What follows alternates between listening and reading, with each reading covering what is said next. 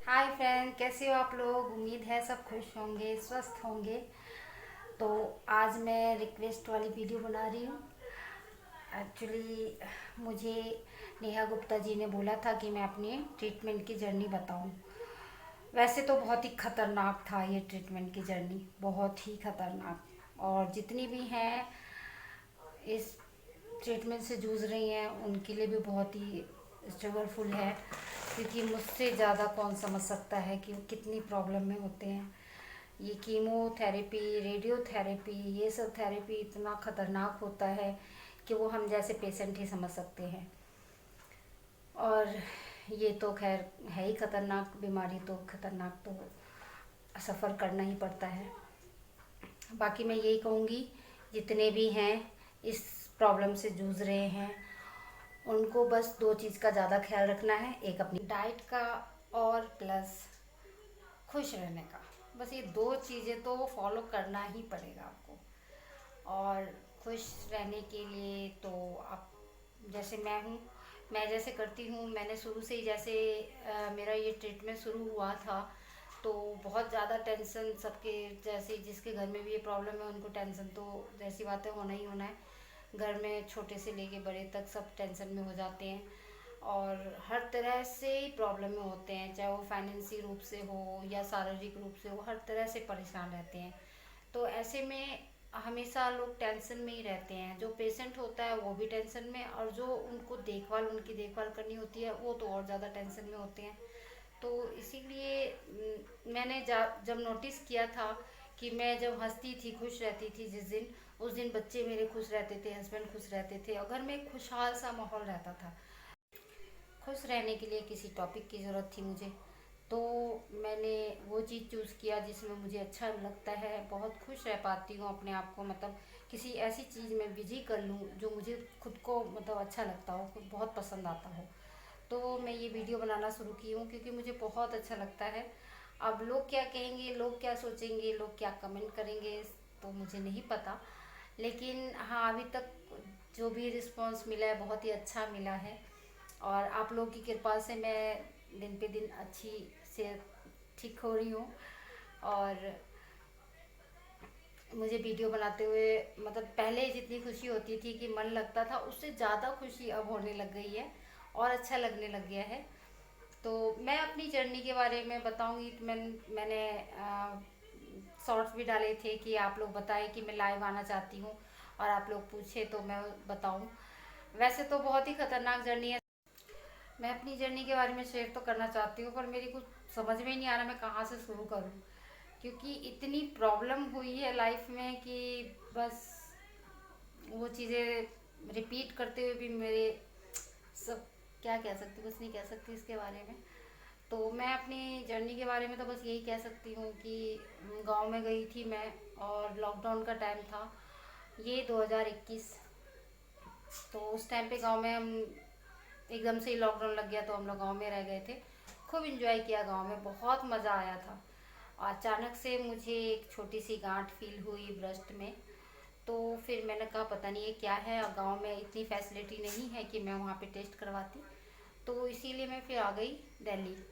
दिल्ली आई हूँ। दिल्ली आते ही सबसे पहले मैंने टेस्ट करवाया कि आखिर वो है क्या, आखिर वो कुछ एक्स्ट्रा ना, उसमें कुछ भी प्रॉब्लम नहीं होती है।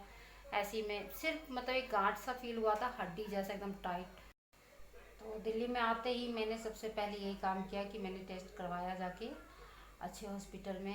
यहाँ लेडी हार्डिंग हॉस्पिटल है, उसमें जाके मैंने टेस्ट करवाया था। बहुत ही अच्छा हॉस्पिटल है और लेडीज़ों के लिए खास करके।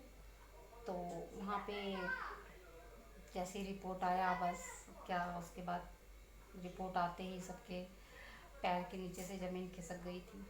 तब एकदम से ही मायूस हो गए थे एकदम, मतलब समझ में नहीं आ रहा था ऐसा कैसे हो सकता है।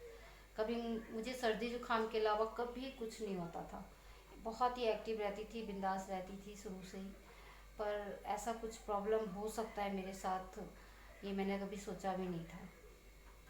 कोई भी नहीं सोचता है, किसी को ये नहीं होता है, सब अपनी तरफ एक्टिव रहते हैं, सब अपना ध्यान रखते हैं। ऐसा कोई नहीं सोचता है कि ऐसी प्रॉब्लम आ सकती है।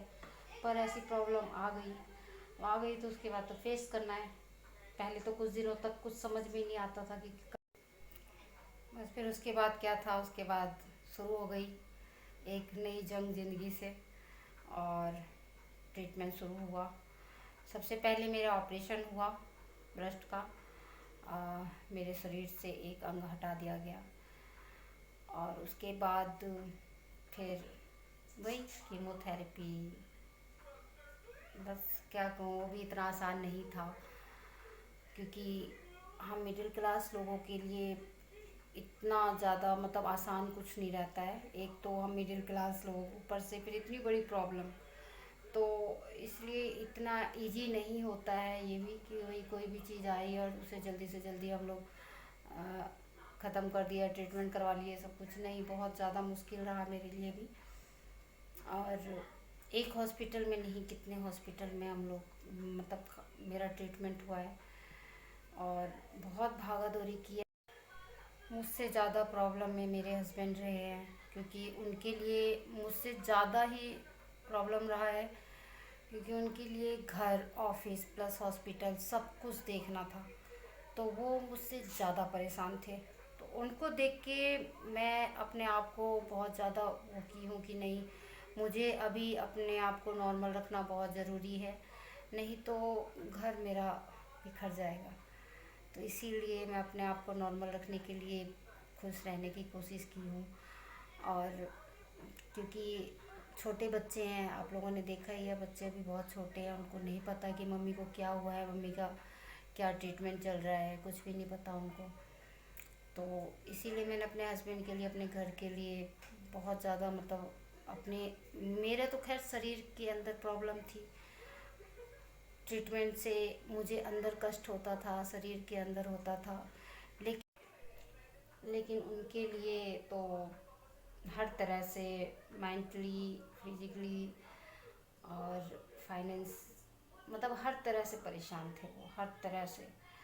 तो ऐसे में उनका साथ, ऐसे टाइम पे जब खास करके इतनी बड़ी प्रॉब्लम आती है किसी के साथ, तो हमें यही लगता है कि हमारे साथ कोई है ही नहीं। और मुझे भी बिल्कुल ऐसे ही लग रहा था कि हम अकेले हैं, हमें अकेले ही सब कुछ फेस करना है, और सारी, और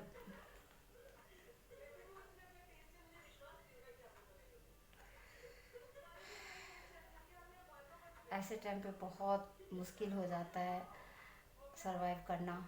और ख़ास करके कोई जब साथ ना दे तब और ज़्यादा प्रॉब्लम हो जाती है।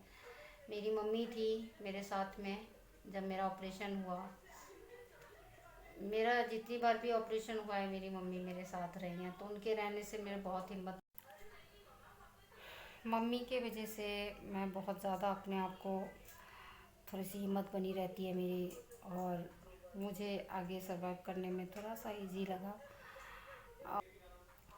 फिर क्या आगे बताऊँ मैं आप लोगों को, आगे की जो भी है मेरी जर्नी, वो नेक्स्ट वीडियो में बताऊंगी। अभी काफ़ी इमोशनल फूल है ना, सबके साथ है ऐसा। बस मैं ये कहूँगी, जो जिनका भी ये ट्रीटमेंट चल रहा है, वो ज़्यादा से ज़्यादा खुश रहें और अपने डाइट पे ध्यान दें, और देखो बहुत जल्दी ठीक हो जाएंगे। आप लोग को मेरा वीडियो पसंद आए तो लाइक और सब्सक्राइब ज़रूर करना।